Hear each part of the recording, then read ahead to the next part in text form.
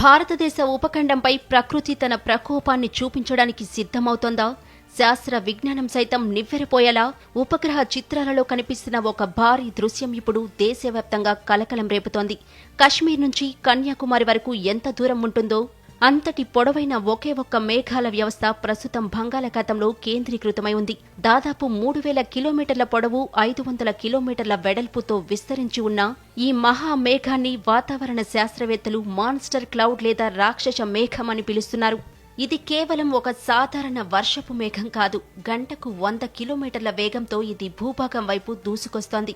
పగటిపూటే చీకట్లు కమ్మడం, ఆకాశంలో సూర్యుడు పూర్తిగా మాయమవ్వడం, నిరంతరాయంగా ఉరుములు శబ్దాలు రావడం వంటి భీకర పరిస్థితులకు ఇది సంకేతం. వాతావరణ శాస్త్ర పరిభాషలో దీనిని మెసోస్కేల్ కన్వెక్టివ్ సిస్టమ్ అని పిలుస్తారు.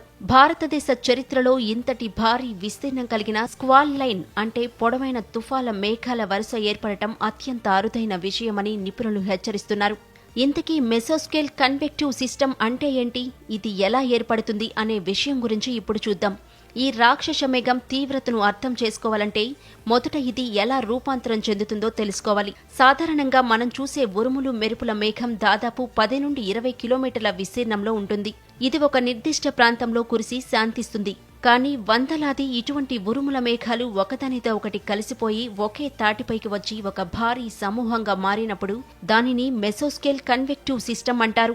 బంగాళాఖాతంలో సముద్ర ఉపరితల ఉష్ణోగ్రతలు అసాధారణంగా పెరిగాయి. ప్రస్తుతం అక్కడ ఉష్ణోగ్రత 31 డిగ్రీల సెల్సియస్ కు చేరుకుంది. అదే సమయంలో అరేబియా సముద్రం నుండి బలమైన పశ్చిమ గాలులు వీస్తున్నాయి.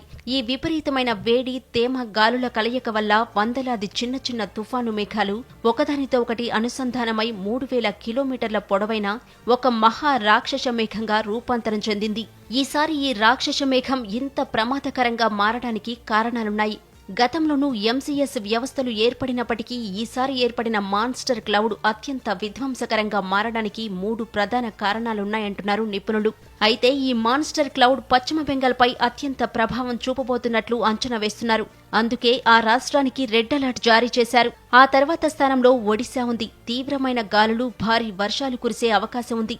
ఆ తర్వాత ఆంధ్రప్రదేశ్ ఈశాన్య రాష్ట్రాలైన అస్సాం, మేఘాలయ, అలాగే బంగ్లాదేశ్లోని ఢాకా, చిట్టగాంగ్ ప్రాంతాలపై ఆ రాకాసి మేఘం విరుచుకుపడే అవకాశం ఉన్నట్లు వాతావరణ శాఖ అధికారులు అంచనా వేస్తున్నారు. ఆయా ప్రాంతాల్లో మోస్తరు నుంచి భారీ వర్షాలు, పిడుగులు పడే ప్రమాదం ఉంది. వరదలు సంభవించి కొండచర్యలు విరిగిపడే ప్రమాదం ఉంది. ఫ్లాష్ ఫ్లడ్స్ సంభవించి రికార్డు స్థాయి వర్షపాతం నమోదవ్వవచ్చని అంచనా వేస్తున్నారు. తెలుగు రాష్ట్రాలకు సంబంధించి ముఖ్యంగా ఉత్తర కోస్తా, ఆంధ్ర ప్రాంతాలపై ఈ మేఘాల వ్యవస్థ ప్రభావం చూపే అవకాశం ఉంది. సముద్ర తీర ప్రాంతాల్లో గంటకు 50 నుంచి 60 కిలోమీటర్ల వేగంతో ఈదురుగాలులు వీయవచ్చు. తెలంగాణలోని కొన్ని జిల్లాల్లో అకస్మాత్తుగా ఆకాశం మబ్బులు పట్టి ఉరుములు మెరుపులతో కూడిన జల్లులు పడే అవకాశం ఉంది. ఈ మాన్స్టర్ క్లౌడ్ భూభాగాన్ని తాకినప్పుడు 3 రకాల ప్రధాన విపత్తులు సంభవించవచ్చని వాతావరణ శాఖ హెచ్చరిస్తోంది. ఈ మేఘాల వ్యవస్థకు ముందు భాగంలో గస్ట్ ఫ్రంట్ అంటే అతి చల్లని, వేగవంతమైన గాలుల పొర ఉంటుంది. ఇది భూమిని తాకగానే గంటకు 120 నుండి 150 కిలోమీటర్ల వేగంతో విధ్వంసకర గాలులు వీస్తాయి. గతంలో వచ్చిన అంఫాన్ తుఫాను తరహాలో ఇవి చెట్లను, విద్యుత్ స్తంభాలను కూల్చగలవు, ఇళ్ల రేకులను ఎత్తిపడేయగలవు. కోల్కతా, హౌరా, ఢాకా వంటి నగరాల్లోని డ్రైనేజీ వ్యవస్థలు గరిష్టంగా గంటకు 50 మిల్లీమీటర్ల వర్షాన్ని మాత్రమే తట్టుకోగలవు. కానీ ఈ రాక్షస మేఘం వల్ల కేవలం 2 నుంచి 3 గంటల్లోనే 200 మిల్లీమీటర్ల వర్షం కంటే ఎక్కువ వర్షం కురిసే ప్రమాదం ఉంది. దీనివల్ల రోడ్లన్నీ నదులుగా మారుతాయి. సబ్వేలు, విమానాశ్రయాలు, మెట్రో సేవలు నిలిచిపోయే ప్రమాదం ఉంది.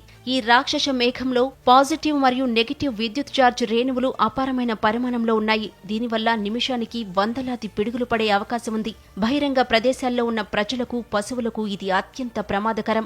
గతంలో భారతదేశంలో జరిగిన అతిపెద్ద ప్రకృతి వైపరీత్యాల వెనుక ఇటువంటి మెసోస్కేల్ కన్వెక్టివ్ సిస్టమ్స్ ఉన్నాయి. 2013లో ఉత్తరాఖండ్లో కొండచర్యలు విరిగిపడి వేలాది మంది ప్రాణాలు కోల్పోవడానికి కారణం ఒక శక్తివంతమైన ఎంసీఎస్ వ్యవస్థే. 2015లో చెన్నై నగరాన్ని ముంచెత్తిన అపూర్వ జల ప్రళయం వెనుక కూడా ఇటువంటి మేఘాల సమూహమే ఉంది. 2022లో అస్సాం, బంగ్లాదేశ్ సరిహద్దుల్లో ఊహించని నష్టాన్ని మిగిల్చింది కూడా కూడా ఇదే వ్యవస్థ. ప్రస్తుతం బంగాళాఖాతంలో ఉన్న రాక్షస మేఘం అన్నింటికంటే పరిమాణంలో చాలా పెద్దది కావడం వాతావరణ శాస్త్రవేత్తలను సైతం ఆందోళనకు గురిచేస్తోంది. ప్రకృతి ఆగ్రహించినప్పుడు సైన్స్ సైతం కొన్నిసార్లు నిస్సహాయంగా మారుతుంది. కాబట్టి స్వీయ జాగ్రత్తలే మనల్ని కాపాడతాయి. ఆకాశం నల్లగా మారి నిరంతరాయంగా ఉరుముల శబ్దం వస్తుంటే వెంటనే సురక్షితమైన కాంక్రీట్ భవనంలోకి వెళ్లాలి. చెట్ల కింద కానీ మొబైల్ టవర్ల కింద కానీ నిలబడవద్దు. అకస్మాత్తుగా వీచే గాలుల వల్ల వాహనాలు నియంత్రణ కోల్పోయే ప్రమాదం ఉంది. కాబట్టి ప్రయాణాలను నిలిపివేయడం మంచిది. పిడుగులు పడే సమయంలో ఇంట్లోని టీవీ, ఫ్రిజ్, కంప్యూటర్ వంటి ఎలక్ట్రానిక్ వస్తువుల ప్లగ్లను తొలగించాలి.